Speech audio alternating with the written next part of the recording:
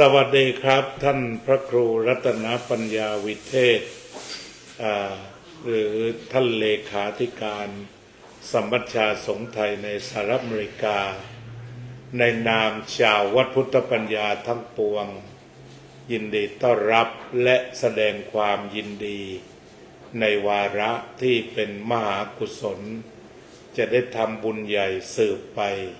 อีก3 ปีใช่ไหมครับครับผมครับในตำแหน่งเลขาธิการสมัชชาสงฆ์ไทยในสหรัฐอเมริกาเมื่อได้ทราบว่าได้รับการเลือกตั้งก็มีความยินดีเป็นอย่างยิ่งปีนี้ถึงไม่ไปก็อธิษฐานจิตว่าท่านน่าจะได้ลงเลขาธิการแล้วก็เห็นมีความพร้อมพอดีวันเลือกตั้งผมได้ยินแวบระบบถ่ายทอดไม่ค่อยดีจะแถลงนโยบายอีกสักครั้งได้ไหมครับหมายความว่าพอเราได้รับเลือกตั้งแล้วก็จะนำนโยบายนั้นมาใช้ครับครับผมก็ก่อนอื่นก็ต้องขอกราบขอบพระคุณพี่หลวงนะครับพี่หลวงจัญญาซึ่งถือว่าเป็นพี่ทางธรรม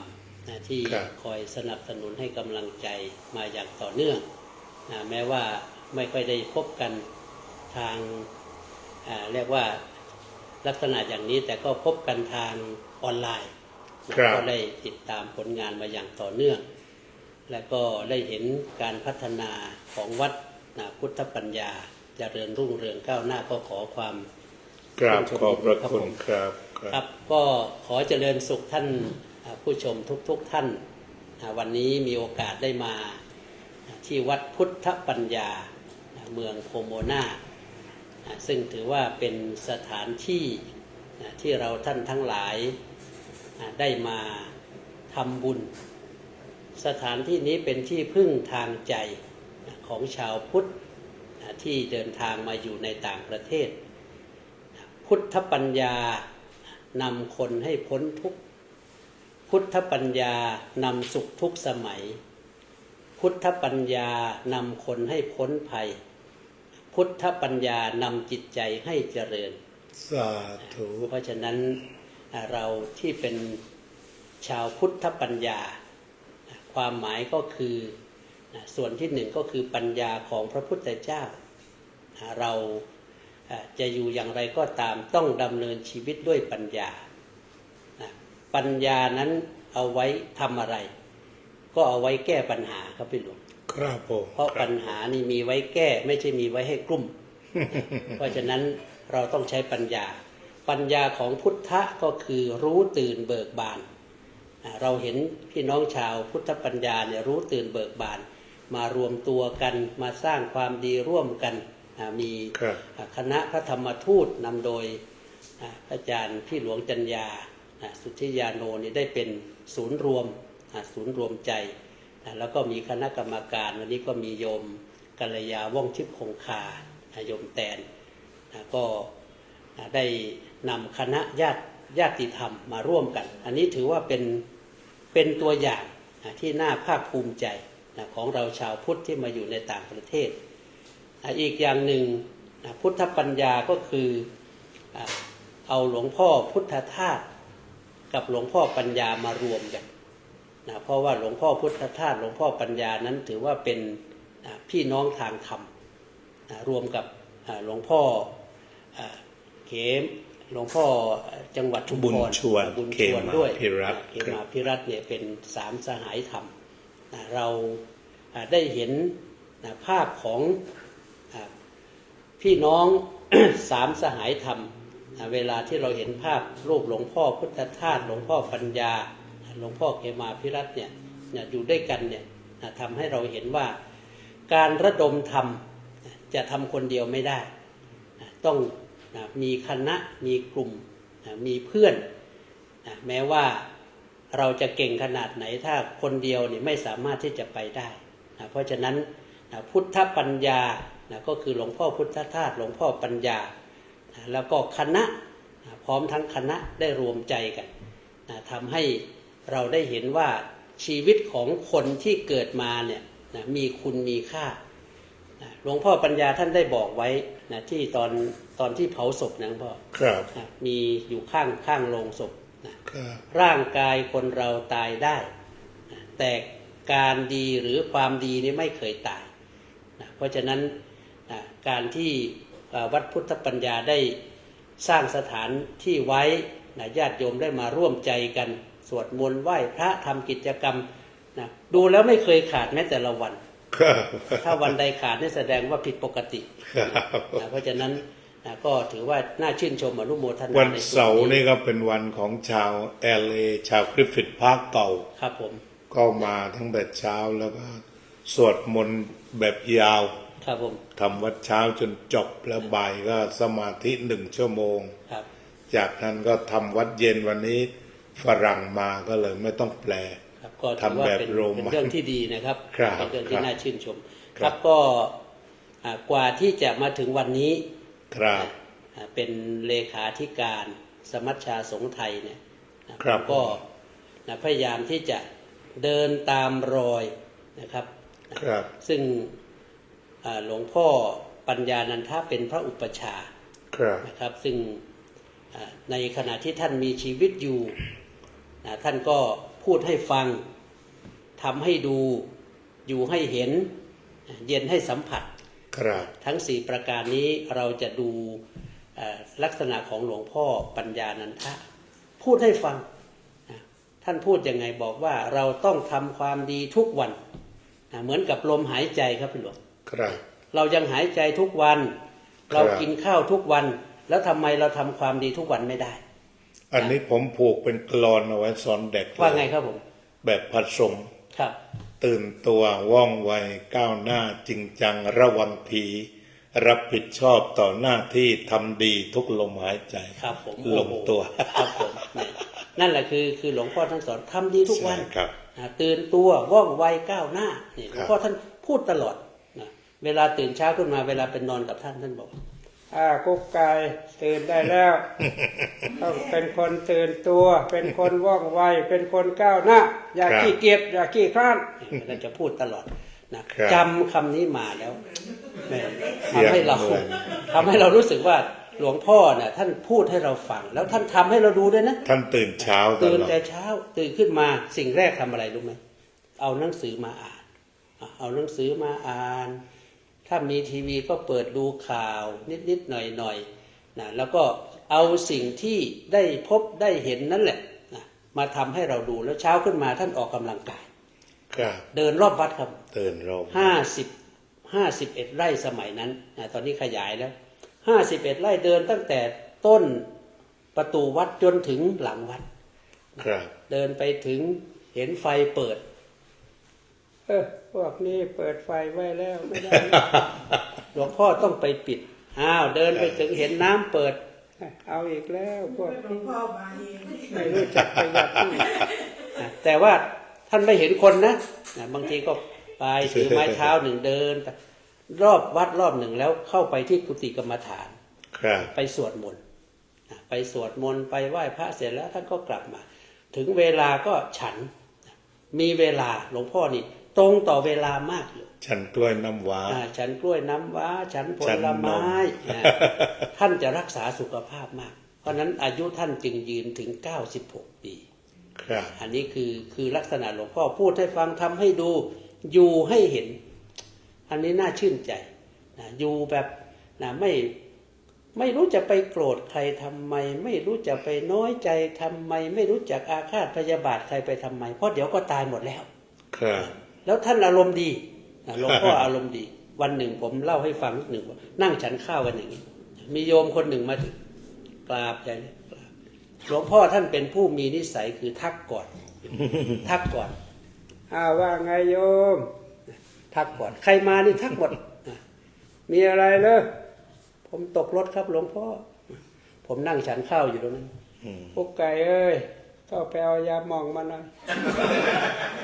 โยมตกรถ โยมตกรถ เจ็บตรงไหนโยม โยมไปไม่เป็นเลย คือโยมไม่มีเงินค่ารถ แต่ว่าบอกว่าตกรถหลวงพ่อบอกว่า เซล เจ็บตรงไหนเดี๋ยวเอายาหม่องมาทาหน่อย ไม่ครับผมไม่มีเงินค่ารถกลับบ้านครับ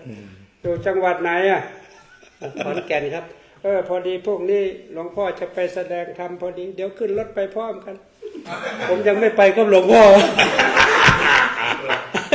เจ้าแต่ตังค์แต่ยัง จะ ไม่ เอาตังค์อย่างเดียว หลวงพ่อท่านรู้ไงบอกว่านู่นไม้กวาดอยู่นู่นไม้กวาดอยู่นู่นไปกวาดแกก็ไปกวาดพักหนึ่งหลวงพ่อเดินไป เอาไป5 บาทเรียบร้อยแล้ว ขอนแก่นได้5 บาทเท่านั้นนี่คือวิธีการที่หลวงพ่อท่านปรับใจนะไม่มีการปฏิเสธแต่ว่าต้องสอน ท่านขำตอนนั้นผมเจอเขาหาบน้ำพึ่งมาขาย ครับ แล้วก็บนน้ำพึ่งมันก็มีรังพึ่งหลวงพ่อตามลงมาน้ำเชื่อมขวดแล้วเท่าไหร่ น้ำเชื่อมขวดเท่าไหร่นั่นแหละวิธีการหลวงพ่อจะเป็นอย่างนั้นนะแล้วมีอีกคนหนึ่งก็เดินทางมากราบหลวงพ่อเพราะหลวงพ่อดังมากตอนนั้นนะโอ้มีออกทีวีออกอะไรนะตอนนี้โยมคนหนึ่งก็มากราบใหญ่เลยโอ้หลวงพ่อดีใจจริงๆเพิ่งมาเห็นหลวงพ่อเป็นวันนี้แหละเคยเห็นแต่ในทีวีโยมก็หลวงพ่อก็เลยถามว่า แล้วโยมอยู่ที่ไหนอ่ะ อยู่เมืองนนท์ครับหลวงพ่ออายุเท่าไหร่แล้ว57แล้วครับหลวงพ่อแล้วมายังไงเลยหลวงพ่อถามมายังไงเพิ่งมาครั้งแรกครับหลวงพ่อหลวงพ่อบอกว่า โอ้เดินทางจากเมืองนนท์มาปากเกร็ดใช้เวลาตั้ง57 ปี โอ้เจ็บบ้างโยมยังเฉยโยมไม่รู้เรื่องอะไรเลยนี่คือวิธีการนะหลวงพ่อท่านจะมีอารมณ์อย่างนี้แล้วก็ไม่ไปถือโทษโกรธใครจะว่ายังไงอะไรนี่คือพูดให้ฟังทำให้ดูอยู่ให้เห็นแล้วเย็นให้สัมผัสครับอันนี้ก็ นั่นคือชีวิตของหลวงพ่อได้แรงบันดาลใจ ครับมีแรงบันดาลใจที่ว่าเป็นต้นแบบ อยู่ใกล้ก็อบอุ่น ครับ นะไม่ต้องไปกังวลเหมือนกับลูกอยู่กับพ่อกับแม่นะโยมนะลูกอยู่กับพ่อกับแม่ก็มีแต่ความสุขนะเวลาว่างๆก็นั่งคุยกันเรื่องนั้นเรื่องนี้อาตมาชอบแย่หลวงพ่อเรื่อยบางทีก็แหล่ให้ฟังบ้างนะพอแหล่ไปแหล่มาหลวงพ่อว่ายังไงรู้ไหมโอ้อย่างนี้ต้องตั้งวงดนตรีให้แล้ว ชื่ออะไรครับหลวงปู่ครับวงไก่แก้วดีสนุกจริงๆนะเพราะนั้นเราได้แบบอย่างพอมาถึงวันที่เราเนี่ยนะได้เข้ามาสู่วงการนะของคณะสงฆ์ก็ดีนะของการทำงานนะในอเมริกาก็ดีนะการทำงานเนี่ยนะมันจะต้องมีปัญหามีอุปสรรคมีอะไรมากมายนะก็เลยนึกถึงว่าปัญหาเรามีไว้แก้นะไม่ใช่มีไว้ให้กลุ่มแล้วที่สำคัญก็คือเอาเมตตามาเป็นหลักในการดำเนินชีวิตรักเพื่อนมนุษย์ทุกคนนะคนทุกคนเป็นผมพูดกับฝรั่งตลอดeveryone human being we are one we are one you have nose I have nose you have mouth I have mouth you hungry I am hungry you angry but I am not sometimes I not angry พูดให้ฟังเพราะว่าเรา practice ตลอดเราฝึกหัดตลอดนะเพราะนั้นเราต้องมองเห็นคนเป็นคนถ้าหากว่าคนมองเห็นคนไม่เป็นคนก็ไม่ใช่คนนั้นวันนี้จึงอยากจะมากราบขอบพระคุณนะที่ให้กำลังใจแม้ว่าไม่ได้ไปเลือกตั้งแต่ว่าน่าจะส่งท่านอาจารย์ส่งไปถึงผมก็คือของเราเนี่ยนะวิธีการเนี่ยวิธีการเลือกตั้งเนี่ยเราถ้าเป็นนักมวยนะโยมนะไม่มีราคานักมวยไม่มีราคาคือหมายขึ้นไปในมวยรองว่ากันถ้าใครชอบมวยรองนี่ถือว่าสนุก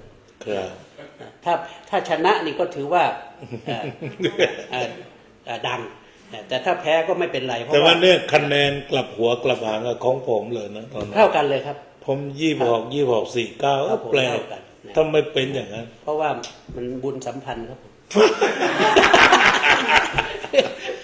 จะไม่เห็นอาจารย์แถลงนโยบายแวบๆจนจบก็นิมนต์เริ่มใหม่ให้หน่อยผมบันทึกไว้ว่าวิสัยทัศน์วิสัยทัศน์ก็คือ1ก็คือสนองงานสนองงานเนี่ยเขียนไว้เนี่ย2สมานสามัคคี ครับ 3นะมีใจมุ่งมั่นพัฒนา ครับ 4เจรจาภาษากันเอง ครับ นะ มี 4ประเด็นนี้ วิสัยทัศน์ 4ประเด็นนี้วิสัยทัศน์นี่เต็มอัตราเลย ครับ สนองงานสนองงานอะไร วิสัย บ้าง ทัศน์ที่หมายความว่าถ้าเห็นท่านเลขาธิการก็จะทำ4อย่างนี้ ครับผม ครับ ก็คือสนองงานพระศาสนา สนองงานคณะสงฆ์ ครับ สนองงานที่เห็นว่าเป็นประโยชน์ต่อส่วนรวม ครับ ต้องทอ ครับทำทันที ทอก็แปลว่าทำทันทีนะโยม ครับ ไม่ใช่ท้อทันทีนะครับ ครับ ต้องทำทันทีนะนโยบายอันไหนที่เร่งด่วน เดี๋ยว จัดทันทีนโยบายไหนที่อาจจะช้าหน่อย อาจจะเป็นการต้องประชุมต้องปรึกษาหารือต้องคุยกันในที่ประชุม ครับ เพื่อที่จะได้ฟังความคิดเห็นของครูบาอาจารย์ทุกฝ่าย แล้วก็เคารพผู้หลักผู้ใหญ่นะครับเมื่อสักครู่นี้เขานิมนต์ไปเป็นประธานประธานการเปิดการสอบอบรมพอดีมีท่านอาจารย์พระครูสุนทรธรรมสาธิ อ๋อครับ ก็ชาวพุทธมาผม ครับ ก็ ประจำ ถวายท่านให้เป็นประธาน ครับ ดี ให้เป็นประธานแล้วเราก็กราบท่านบูชาท่านต้องเคารพผู้ใหญ่ อันนี้คือสำคัญนะครับ ครับ เรื่องคารวตานี่ถือว่า ครับ เป็นเรื่องที่สำคัญนะสนองงานพระศาสนาวันนี้มาสนองงานหนึ่งก็คือเป็นผู้สนับสนุนกิจกรรมการสอบอบรมบาลีก่อนสอบสนามหลวงของสมัชชาสงฆ์ไทย ก็ได้ทำเสร็จเรียบร้อย แล้วก็มาเยี่ยมที่วัด พ่อสุนทรไปนะ ครับมาเยี่ยมวัดพุทธปัญญานะครับ เพื่อจะได้รู้ว่าทางวัดพุทธปัญญาเนี่ยต้องการอะไรบ้างจากสมัชชานะครับผมก็เตรียมสมุดมาครับ อ๋อ เตรียมสมุดมาถ้า อ๋อ ต้องการอะไร เดี๋ยว แบบ ผ ไหน มจะเสนอไม่ นะครับ มาก อย่าเยอะนะครับ ครับครับ ถ้าเยอะแล้วมันทำไม่ไหว เอาข้อสอง อันที่ ต่ไป สองสมานสามัคคี คืออยากฟังท่านมากกว่า สมานสามัคคีก็คือ ครับ ทำอย่างไรเราถึงจะให้คณะส รั ง ก ฆ์ กัน รักกันนะคติของเราอย่างที่อาจารย์อุทิศเคยพูด ครับ คติของเราพวกเราต้องรักกัน พวกเราต้องรัก พวก กัน เราต้องรักกัน ง่าย นะมันไม่มีอะไรที่จะยากเลย เพียงแต่ลดทิฏฐิของตัวเอง ๆครับ อย่าไปถือเขาถือเรา อย่าไปถือว่าไอ้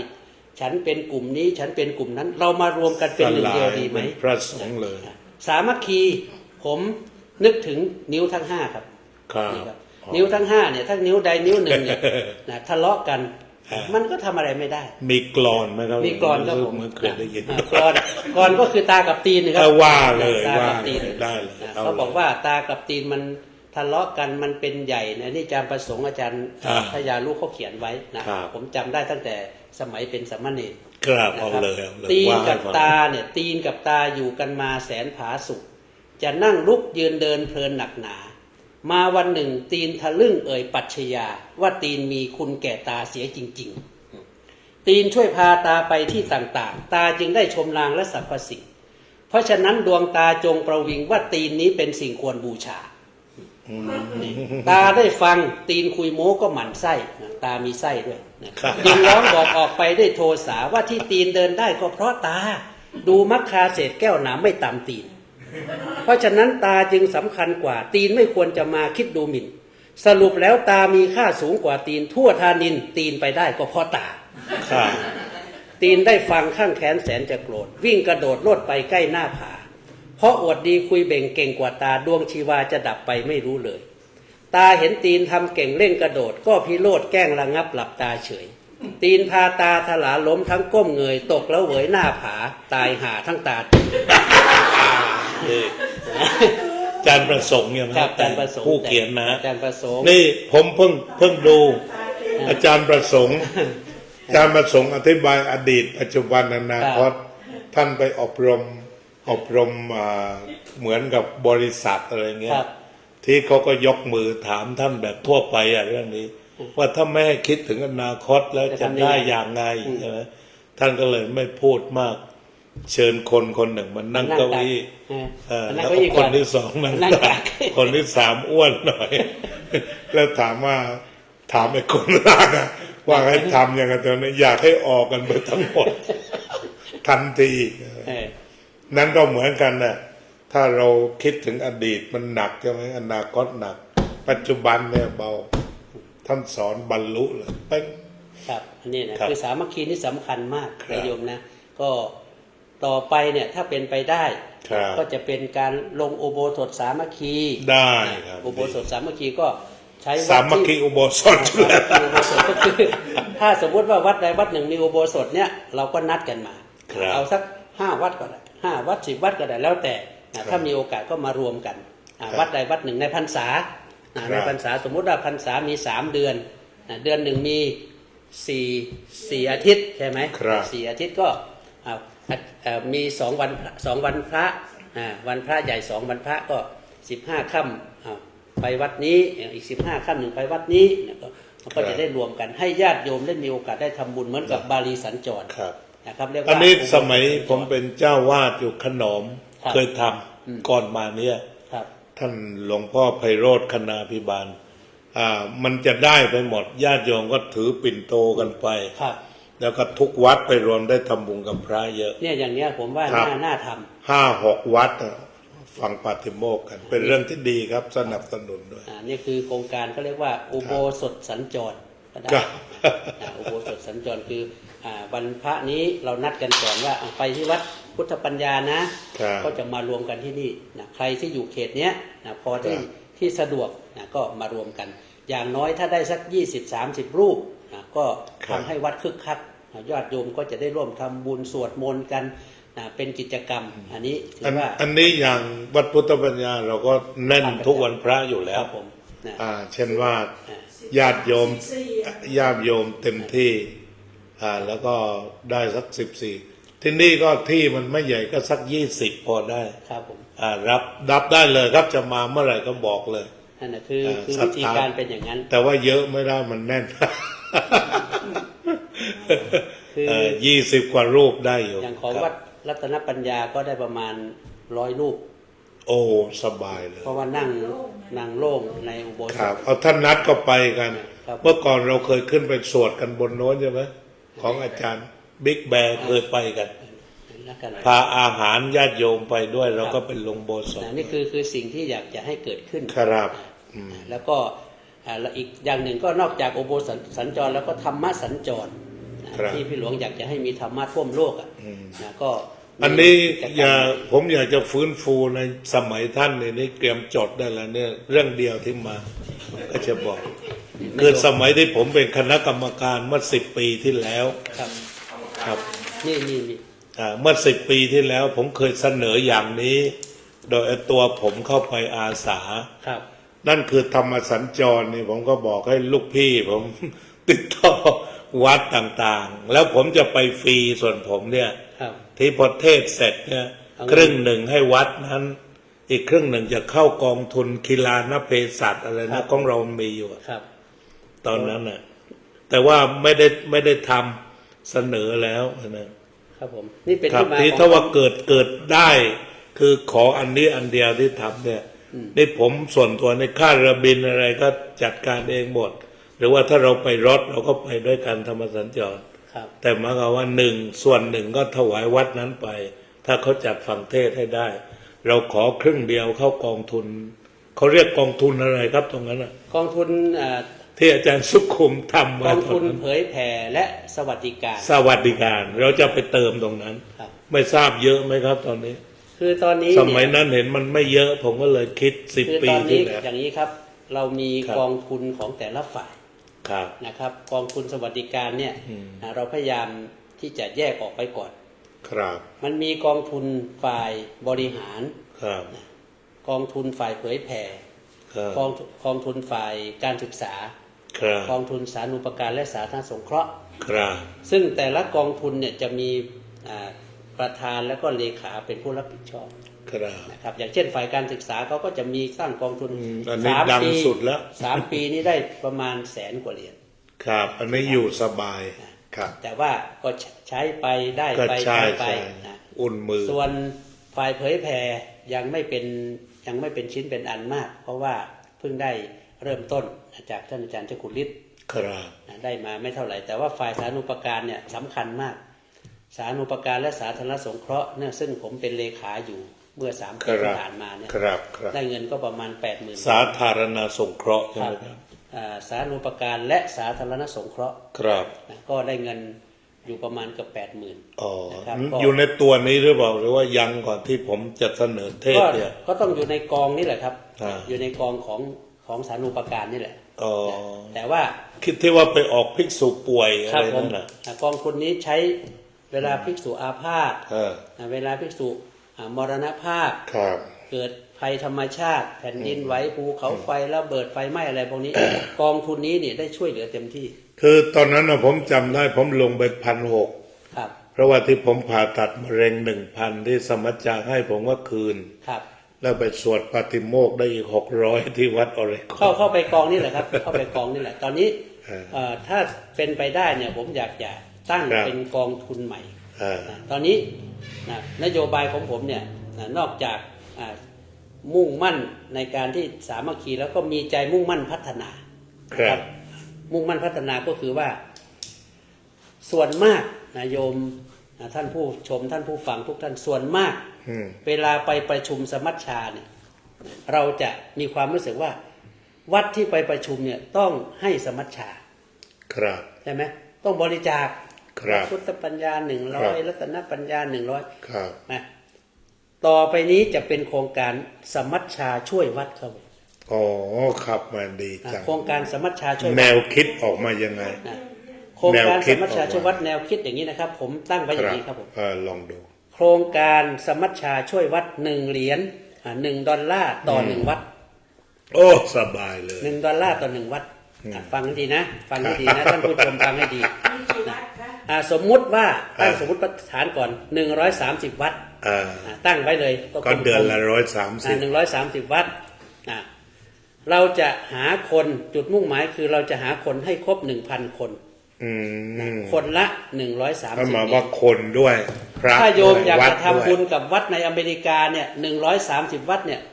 ปีหนึ่งโยมก็ไม่สามารถที่จะเดินทางไปครบได้นะโยมไม่มีเงินจะบินไปนิวยอร์กโยมไม่มีเงินจะบินไปชิคาโกส่วนมากนะครับ ไม่มีโอกาสอย่างนั้นเลย แต่ถ้าโยมทำบุญกับสมัชชา130 เหรียญเนี่ย ครับ 130 เหรียญเนี่ยจะกระจายไปวัดในสมัชชาเนี่ยวัดละเหรียญวัดละเหรียญวัดละเหรียญ1 คนก็คือได้130 วัดฮัลโหลเข้าใจไหม ครับ เข้าใจนะ โยมแบบตั้งใจอย่างแรง นะสมมติว่าวัดพุทธปัญญาเนี่ยนะครับ 10 คนก็ได้1,300นะ1,300นะ1,300ตอนนี้อย่าเพิ่งคิดมากนะเอาให้ครบ 1,000 คนนะภายใน1 ปีหรือ2 ปีอะไรก็ได้แล้วแต่ ครับ 1,000 คน130 เหรียญก็จะได้130,000 130,000เนี่ยเอา130ไปหารได้วัดละ 1,000 เหรียญ ครับ เมื่อเราเห็น เรามีเงิน ครับ 130,000 เหรียญเสร็จเรียบร้อยปุ๊บสมัชชามีกองทุนนี้นะกองทุนสมัชชาช่วยวัด1 เหรียญต่อ1วัดเนี่ย ครับ เราก็จะทำหนังสือไปยัง ครับ เจ้าอาวาสทุกวัด ครับ 130 วัด ขอกราบนิมนต์ประชุมสมัชชาสงฆ์ไทยที่นั่นที่นี่ และ ครับ ขอกราบนิมนต์ไปรับเงินกองทุนสมัชชาช่วยวัด ครับ พอไปถึงปุ๊บวัดที่ 1แนะนำไม่ต้องแนะนำตัวครับวัดที่ 1เจ้าอาวาสนิมนต์ครับชื่ออะไรครับมารับซองครับรับจากสมัชชา ครับ โครงการนี้ยังไม่เคยเกิด ไม่เกิด สมัชชาให้ 1,000 นะ คือเราจ่ายไป1,300มาไปรับพัน คืนกำไรได้ ใช่ไหมอย่างน้อยก่อนครับ ครับ อันนี้คือเป็นพื้นฐานแค่ความคิดว่า ถ้าเราไม่คิดจะให้ ครับ ใครจะทำนะอันนี้เป็น ครับ ฝ่ายบริหารคิดนะครับ นี่ ผมนั่ง จะต้อง แล้ว คิดอ่ะใช่ นะ ถูกแล้วถูกแล้ว เพราะฉะนั้นเมื่อเราให้ไป 1,000 วัดต่างๆ อาจจะกลับคืนมา100 200ก็แล้วแต่แล้วเขาจะไม่ลำบาก ครับ ถ้าเราทำอย่างเนี้ยตลอดสมัชชาใครเป็นกรรมการก็ตามเอาโครงการนี้ไว้เนี่ยนะไปหาญาติโยมมาหาเอากับญาติโยมนั่นแหละ คน130 เหรียญปีหนึ่งโยมแตนปี130 เหรียญ ครับ ถามว่าโยมแตนปฏิเสธไหมไม่น่าจะปฏิเสธปี130 เหรียญเพราะอะไรเราลองมองภาพรวมโยมไปช้อปปิ้ง โยม เนี่ย นางก็ไม่ปฏิเสธ2 ชั่วโมงก็700 เห็น แล้ ไหม ว โยมไปช้อปปิ้งแป๊บเดียวหมดไปแล้ว100-200แล้วแต่เอามาฝากไว้กับวัด130 วัดเนี่ยเห็นไหม อ้าวทีนี้ นะ ตรงนี้ นี่คือ ผมขอเสนออีกหน่อยเอาเสร็จแล้วยัง เอาเรียบร้อยครับ คือว่าโครงการผมที่เสนอ2-3 แห่งก็ไม่ผ่าน ตั้งแต่ที่อาจารย์น้อมตอนนั้นที่อภิปรายขึ้น ครับ หมายความว่าผมพิจารณาว่าถ้าวัดใหญ่สบายใจแล้วแต่ที่ผมไปดูอย่างนี้ว่าเรามีวัดเล็กๆที่กำลังจะต้องส่งเงินนะส่งที่ส่งอะไรต่าง ครับ ที่ค่อนข้างจะลำบาก แต่เขาก็มีฐานอยู่ สมมุติว่าศักยภาพในวัดเนี่ยเขาหาได้ 1,000 แต่ว่าเดือนนี้นี่หูอื้อละ 1,000 เนี่ย ครับ เพราะฉะนั้นผมอยากจะแปรยติเอา130,000ของอาจารย์เนี่ยเพื่อที่จะไปเติมให้วัดอันหนึ่ง500คือถ้าเขาได้แล้วก็คืนสมัชชาคือมันจะยั่งยืนหน่อยตรงนี้ จะได้หายใจลึก คือ แต่ว่าทีนี้ถ้าวัดทีนี้ถ้าสมมุติว่าไม่มีดอกช่วยกัน แต่อย่างวัดพุทธปัญญาเราก็ให้ผ่านไปเราก็ช่วยด้วย แต่หมายก็ว่าคล้ายๆแชร์น่ะแต่เพียงแต่ว่าวัดขนาดเล็กบางแห่งอาตมาไปเห็นเนี่ยสมมุติว่า1,500เนี่ยหาได้แค่1,000หรือว่าหาได้2,000ที่จะต้องจ่ายค่าที่2,500เนี่ยเพราะนั้นเราก็เหลียวซ้ายเหลียวขวาถ้าไปแบงก์ก็ลำบากถ้าไปยืมโยมอะไรก็ลำบากฉะนั้นถ้าสมัชชาตรงนี้เรามี130,000อย่างที่น้องว่าเนี่ยเราก็โอเคเดือนนี้ผมขอกู้500ใช่ไหมครับถ้าได้ปุ๊บเราก็ซื่อสัตย์ก็รีบคืนไปนะครับอันนี้ข้อเสนอตรงนี้ครับคือเราก็คงจะไม่ไปช่วยวัดขนาดใหญ่ที่ต้องเปเดือนละ20,000อะไรเราแต่ว่าเราจะมีวัดเล็กอยู่นะผมว่าวัดขนาดนี้ที่ต้องการ500ต่อเดือนหรือไม่เกิน1,000นะครับผมคืออย่างนี้ครับพี่หลวงครับคือมันมีคณะกรรมการชุดเก่าเคยเสนอว่าโครงการวัดช่วยวัดครับโครงการวัดช่วยวัดเนี่ยผมว่ามันไม่เวิร์กเพราะอะไรเพราะคนที่เสนอเนี่ยวัดยังมีหนี้อยู่นะมันตัวเองมีหนี้อยู่แล้วจะบอกว่าวัดช่วยวัดเนี่ยจะไปช่วยวัดอื่นมันไม่ได้แต่ถ้าโครงการสมัชชาช่วยวัดเนี่ยตรงนี้เป็นเงินกินเปล่านะถ้าพูดถึงนะเงินกินเปล่าหมายความว่า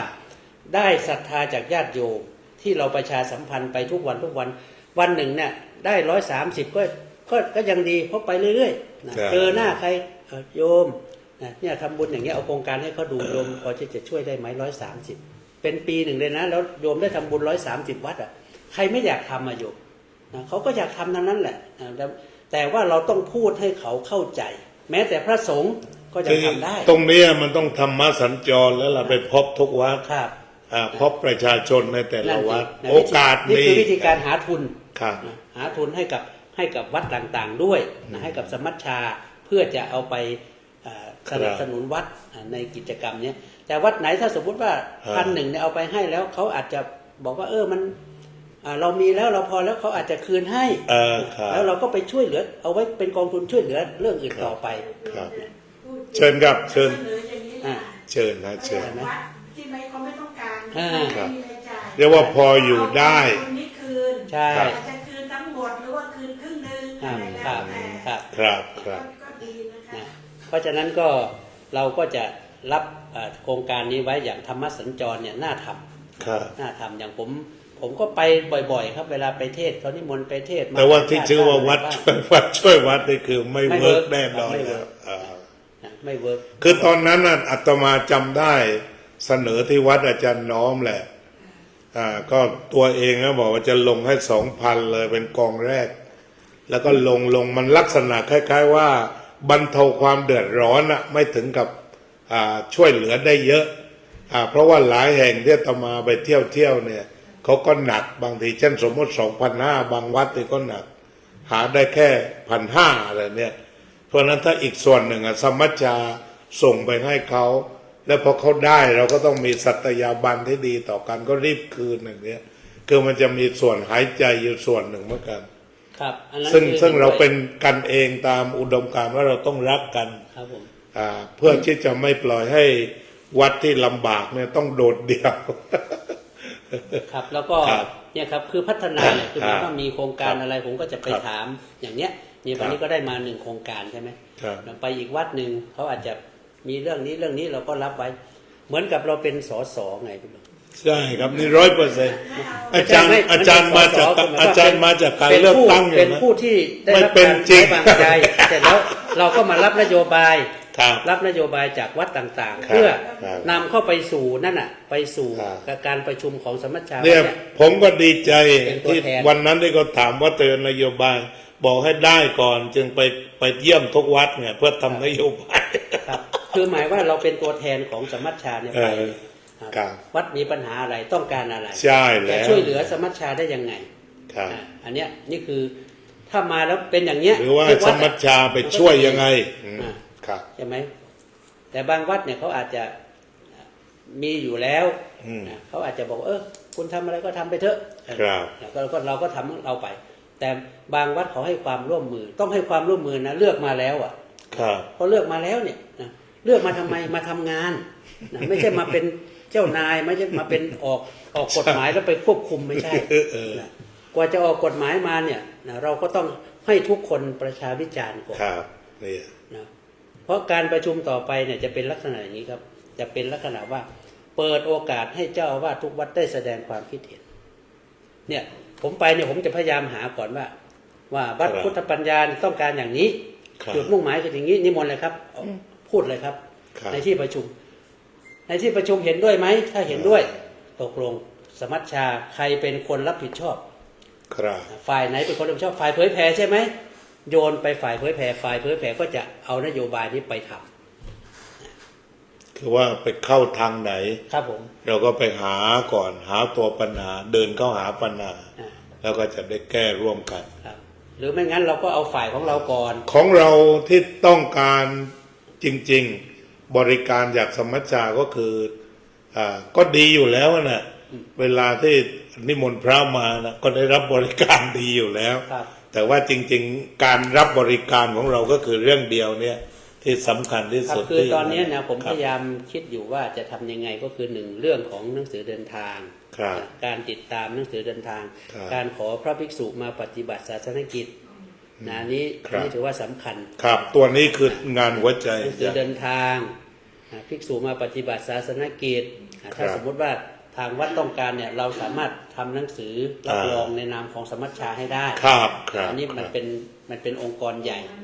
นะครับ ส่วนที่สามก็ ก็ที่ผ่านมาก็ดีก็ได้รับความบริการดีอยู่ ส่วนที่สามก็พระประจำในพรรษาเนี่ยมีวัดมีกี่รูปเท่าไหรแล้วก็เราก็จะทำหนังสือประจำในปีอยู่แล้ว ครับ ปีนี้ก็ย้ายมาทางแคลิฟอร์เนียเพื่อจะทำหนังสือพระจำพรรษาเนี่ย ครับค เมื่ รั อบ วานนี้ประชุมกันแล้ววัด ธรรมดาทำอยู่วัดหลวงพ่อริเวอร์ไซด์อยู่แล้วไม่ใช่เหรอ ไม่ครับผมอยู่ทำที่ทางนิวยอร์ก อ๋อครับคิดว่าหลวงพ่อนี้ทำอยู่หลวงพ่อราชเนี่ย แล้วเราก็จะทำหนังสือนี่สำรวจให้เรียบร้อยแล้วก็แต่ก่อนเนี่ยใช้เงินของสมัชชาพิมพ์ ครับ ต่อไปนี้จะใช้เงินของผู้ที่มีจิตศรัทธาในการพิมพ์พิมพ์แค่300เล่ม เท่ากับจำนวนวั เท่า ด กับจำนวน130 วัดนะครับ 130 วัด แต่ว่าพิมพ์ประมาณนั้นนะเพื่อที่จะเอาไว้เป็นสถิติว่า ใช่ เวลาไปไหนมาไหนเนี่ย ข้อมูล เราจะได้รู้ว่าวัดไหนมีพระกี่รูปองค์ไหนยังไงทำนองนี้ เป็นฐานข้อมูล สารบัญ ก็คง ครับ จะไม่แพงเท่าไหร่ เพราะว่าเมื่อวานนี้ประชุมกันแล้วเจ้าคุณน้อมเจ้าคุณสมัคร เจ้าคุณประดิษฐ์แล้ว ประ ก็ ชุมออนไลน์กัน ครับผมประมาณ 3-4 วัดเนี่ยจะร่วมเป็นเจ้าภาพพิมพ์ให้โดย โอ้ ที่ไม่ต้องรบกวนเงินของ ได้ สมัชชา วัดบิ๊ก ครับไม่ต้องรบกวนเงินสมัชชา สาธุวัดอาจารย์น้องวัดเดียวก็ผ่านแล้ว ครับก็ อันนี้คือไอ้วิสัยทัศน์และก็นโยบายที่ทำนะครับก็คือ แล้วก็อีกหนึ่งก็คือเจรจาภาษากันเอง ครับ แม้ว่าเราจะเป็นอะไรก็ตาม เราก็ยังเหมือนเดิม ความเป็นพี่เป็นน้องความเป็นเรียกว่าเป็นสหธรรมิกเนี่ยสำคัญ นี่ มาก เป็นธรรมาธิปไตยที่แท้จริง เคารพผู้อาวุโสกว่าเคารพผู้ที่มีพรรษามากตามที่เราเห็นว่าเหมาะสมเวลาไปไหนมาไหนเราก็ให้เกียรติท่านอันนี้ผมรับนโยบายตรงนี้มาแล้วก็ผมเห็น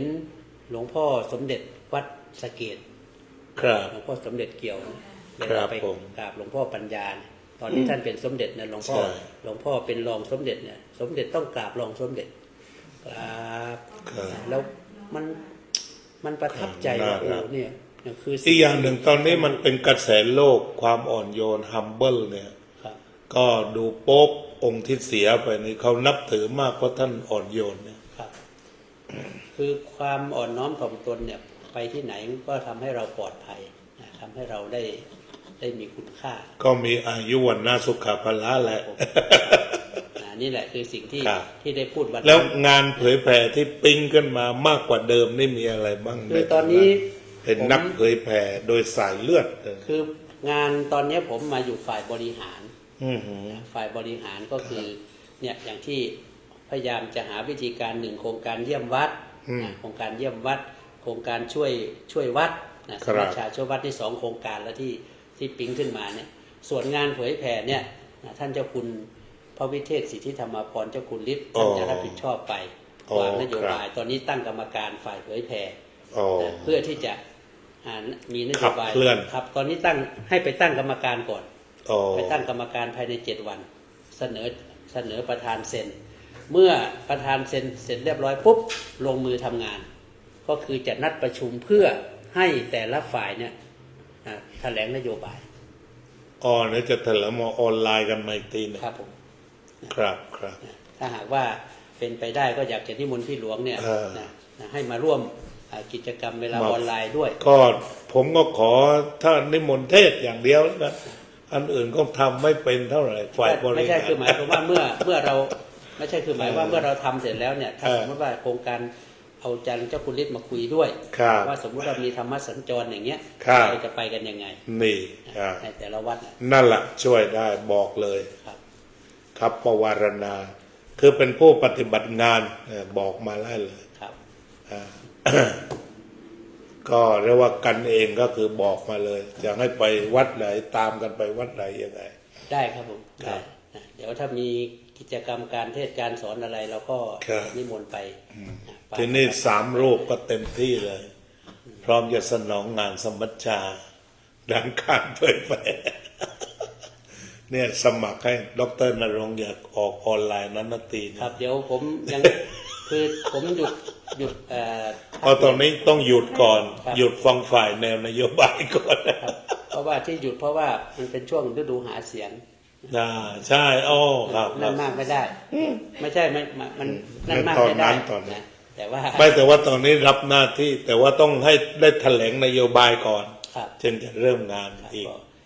ตอนนี้ก็จะเริ่มแบบprivate ก่อน เฉพาะวัดก่อนนะครับ สวดมนต์ไหว้พระแล้วก็เทศน์ตามปกติก่อนนะยังไม่ได้เอาสมาชิกเข้ามาเป็นกลุ่ม เพราะว่าตอนเนี้ยถ้าจะทำเป็นกลุ่มเนี่ยต้องอยู่กับที่ อ๋อ ต้องอยู่กับที่ เพราะว่าจอโทรทีวีเราเนี่ยจะแบกหามไปไม่ไหว อืม มันอยู่กับที่ถนัดอยู่ ตอนนี้ให้อาจารย์ออกไปเยี่ยมวัดก่อนเห็นด้วย ครับ ไปให้ครบ330 วัดเนี่ยเห็นด้วย ครับก็พยายามไปเรื่อยๆครับ ครับ อยาก ไปให้ครบครับไปให้ครบไปให้ถึงเลย เป็นเรื่องที่ดีแล้วก็เรื่องใหม่ คล้ายๆว่าก็เป็นความภูมิใจนะที่คณะสงฆ์เราเลือกตั้งกันเนี่ยก็เป็นความใฝ่ฝันมาหลาย10 ปี ที่ประการต่อมาก็คือว่าสมัชชาสงฆ์ก็ประสบความสำเร็จในแง่การเลือกคนมีคุณภาพ อย่างทีมเลขาเนี่ยปึ้งมากเลย เลขาธิการท่านรอง3 หรือ 2 ลองสาม รอง3เนี่ย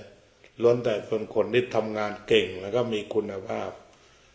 นอกจากนั้นทุกรูปที่ได้รับเลือกก็ล้วนแต่พร้อมที่จะทำงานคณะสงฆ์ฉะนั้น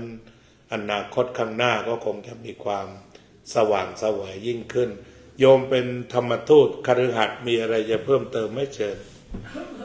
ไม่มีละ ฮะ ไก่ ใช่ แล้ว เติมหน่อยดิเติมหน่อย เติมอะไรล่ะคะเติมให้คนเข้ามาเยอะๆลูกสลามมา เติม130 เติมไป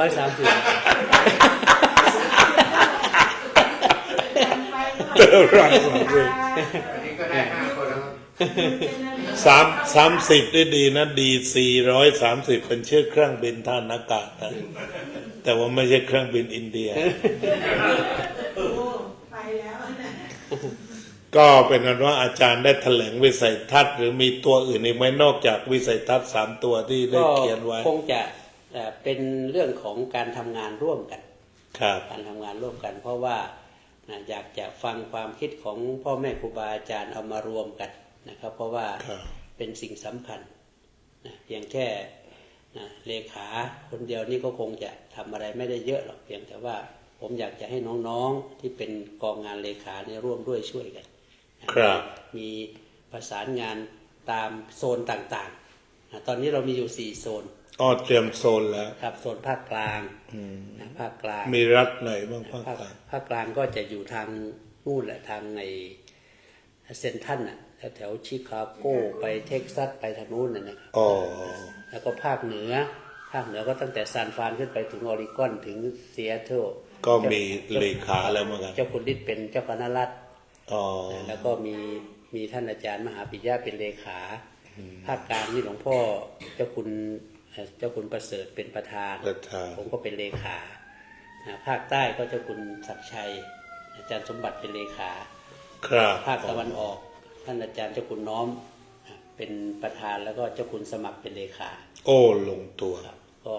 คือรองเลขาธิการเนี่ยเลขาธิการเป็นเลขา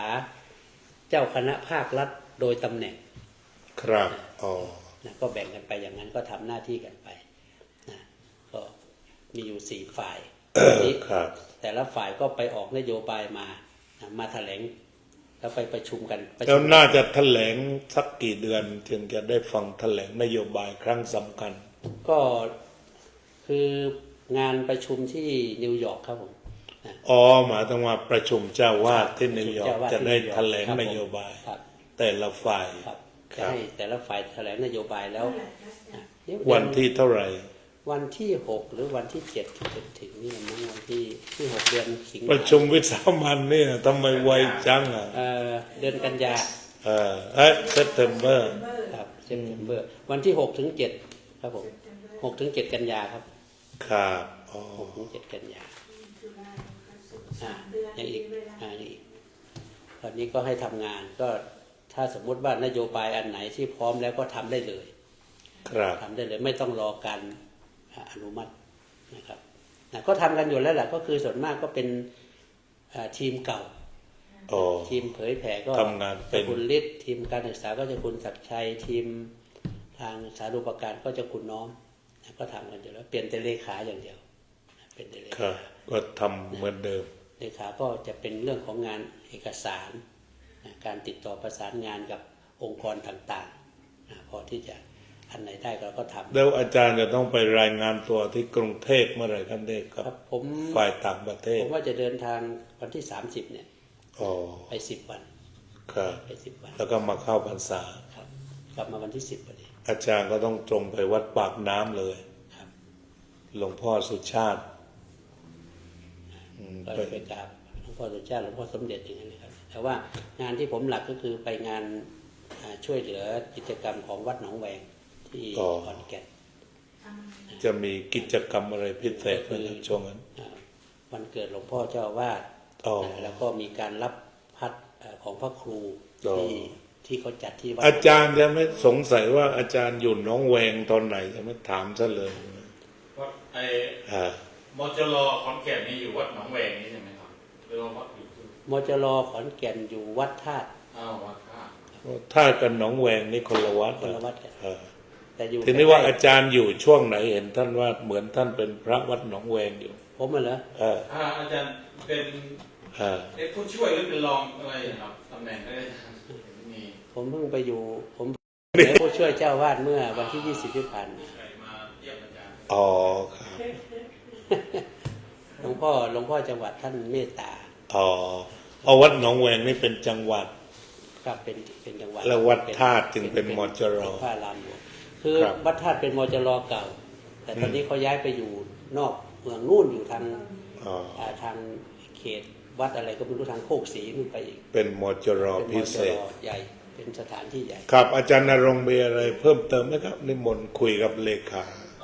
ไม่มีครับผม ครับ แสดงความยินดีด้วยครับแล้วขอบคุณที่เมตตามาเยี่ยมเยียนแล้วก็ให้แถลงวิสัยทัศน์วันนี้ครับเราเข้าใจชัดเจนมากขึ้นครับ วิชาการ ครับ เป็นพระธรรมทูตเนี่ย รุ่นไหนอ่ะ รุ่น30 30นะ รุ่น31เพิ่งมรณภาพไปเมื่อวานนี้องค์ อ่าจบปุ๊บมรณภาพเป็นยังไงครับ ได้ข่าวลึกไหม เป็นโรคอะไรก็ไม่รู้แกมี ยังเด็กอยู่เลยไหมคะ อายุเท่าไหร่ละ60 กว่าแล้วมั้งหรือ70 วัชรินทร์น่ะของเราอาจารย์วัชรินทร์รุ่น31 ครับ เดี๋ยวเพิ่งจบนี่ ได้ไหม เดี๋ยวเพิ่งจ หา บ นั่นแหละ เพิ่งจบเขาเพิ่งไว้อะไรกันอยู่เมื่อ เห็นแล้วว่าปุ๊บตายเร็วจัง แกจบปุ๊บแกก็ภูมิใจแล้วได้เป็นธรรมทูต ชีวิต นะเพราะธรรมทูตก็ไปอยู่กับ เลือกสุดท้าย ไปอยู่กับโยมทูตพอดีเลย ต่อ อ่า จับไว้ ชีวิตไม่แน่ อยู่ เนาะ ต่างจังหวัดใช่ไหม ชื่อพระวิทูลสิริพัทโท อืมอยู่จังหวัดไหนอ๋อ จังหวัดถ้าเราจังหวัดสมุทรปราการวัดโพธาราม คงไม่ค่อยสบายด้วยนะ ไม่ได้บอกว่าป่วยอะไร ท่านผอมนะผอม มีโรคประจำตัวหรือเปล่า ผู้ขอมาก ไม่แจ้ง ผู้ขอมาก ครับก็วันนี้ก็รอคอยที่จะได้มาสัมภาษณ์ แล้วก็มากันถึงเนื้อถึงตัว ก็อนุโมทนาแล้วก็ยินดี